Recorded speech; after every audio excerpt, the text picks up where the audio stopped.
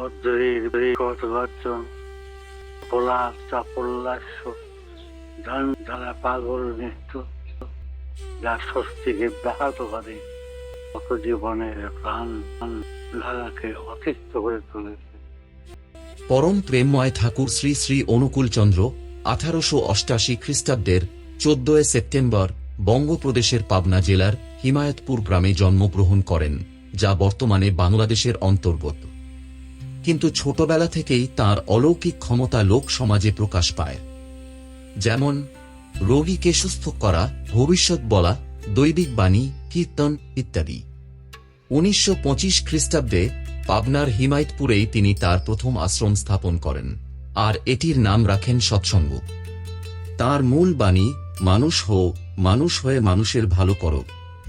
1946 খ্রিস্টাব্দে তিনি তাঁর শিষ্যদের একত্রিত করে সৎসঙ্গ আশ্রমকে দেওঘরে স্থানান্তরের ব্যবস্থা করার নির্দেশ দেন। চিকিৎসা, শিক্ষা, আধ্যাত্মিকতা সব দিয়ে তিনি ছিলেন আলোকবর্তিকা। 1965 খ্রিস্টাব্দে মহাপ্রয়াণ হলেও তাঁর শিক্ষা আজও জীবন্ত। আজ তার 138তম আবির্ভাব দিবস উপলক্ষে আমাদের এই বিশেষ প্রস্তুতি শ্রী শ্রী ঠাকুরের ভক্তবৃন্দদের আমরা নিবেদন করলাম। তো বন্ধুরা, আজ আমরা চলে এসেছি পরম প্রেমময় শ্রী শ্রী ঠাকুর অনুকূলচন্দ্রের 138তম শুভ আবির্ভাব বর্ষ উপলক্ষে আয়োজিত ঐকায়নী মহা মহোৎসবে। তো চলুন ঘুরে দেখা যাক এই মহা মিলন প্রাঙ্গণ।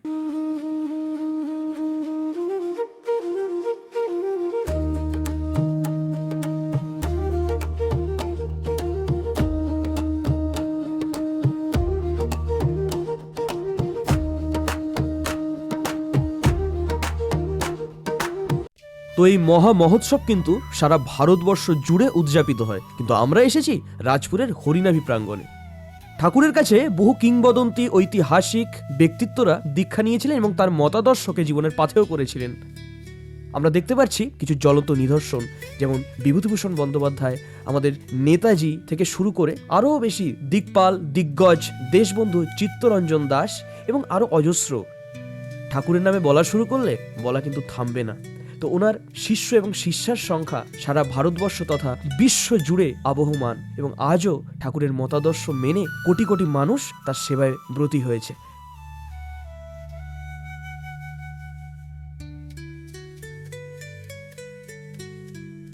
আপনারা দেখতে পাচ্ছেন ব্রেকফাস্ট দেওয়া হচ্ছে, তো আমরাও লেগে পড়লাম সকালের কিছু নাস্তার জন্য।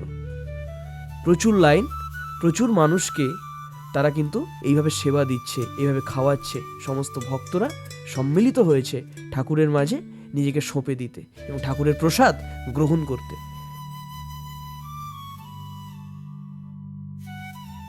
আমরা দেখতে পাচ্ছি ছোট ছোট বাচ্চারা অঙ্কন প্রতিযোগিতায় সামিল হয়েছে। তাদের আঁকা ছবি এই প্রাঙ্গণে কি সুন্দর করে সাজিয়ে রাখা হয়েছে।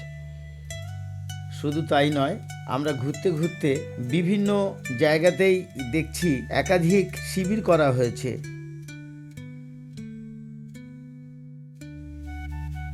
একদিকে যেমন মেডিকেল চেক আপ ক্যাম্প, অন্যদিকে পর্যবেক্ষণ কেন্দ্র, অন্যদিকে ঠাকুরের বিভিন্ন প্রতিমূর্তি সাজানো আছে এবং আমরা দেখছি একে একে ঠাকুরের বিভিন্ন লীলার, বিভিন্ন সময়ের ছবি এবং বিভিন্ন পুস্তক।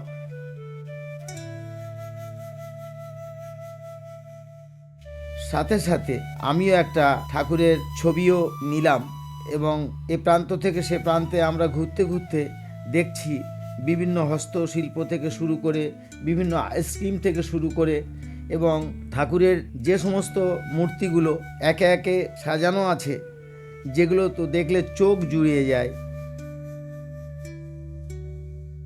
আমরা মেলা দেখেই পৌঁছে গেলাম ঠাকুরের মণ্ডপের সামনে।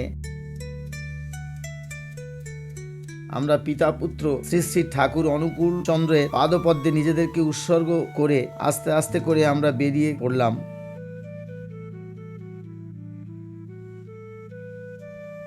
সত্যি যুগে যুগে উনি যুগাবতার।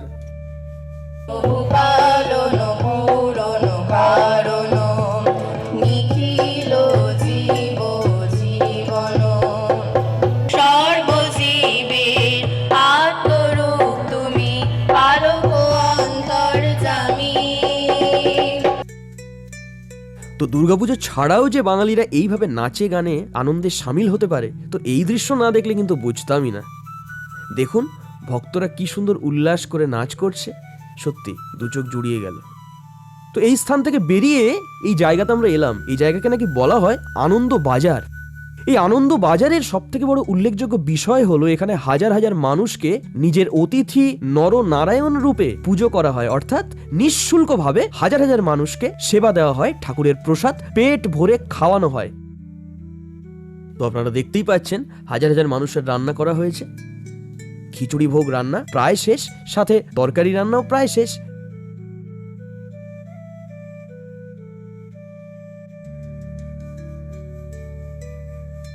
তো আমরা আর দেরি না করে ভক্তদের ভিড়ে বসে পড়লাম ঠাকুরের এই মহাপ্রসাদ গ্রহণ করতে। সত্যি চমৎকার, অপূর্ব স্বাদ ঠাকুরের এই প্রসাদের। সত্যি আমাদের প্রাণটা জুড়িয়ে গেল। এমন মিলন প্রাঙ্গণে আসতে পেরে আমাদের জীবন ধন্য। তো অবশেষে আমাদের যাত্রা আমরা এখানেই শেষ করলাম, শ্রী শ্রী ঠাকুর অনুকূল চন্দ্রের পাদপদ্মে শতকোটি প্রণাম জানিয়ে। তো যদি আপনাদের এই ভিডিওটা ভালো লেগে থাকে তাহলে একদম ভুলবেন না লাইক করতে, কমেন্ট করতে, শেয়ার করতে এবং অবশ্যই সাবস্ক্রাইব করতে আমাদের চ্যানেল একদম। ভবঘুরে মান্না। ভবঘুরে মান্না।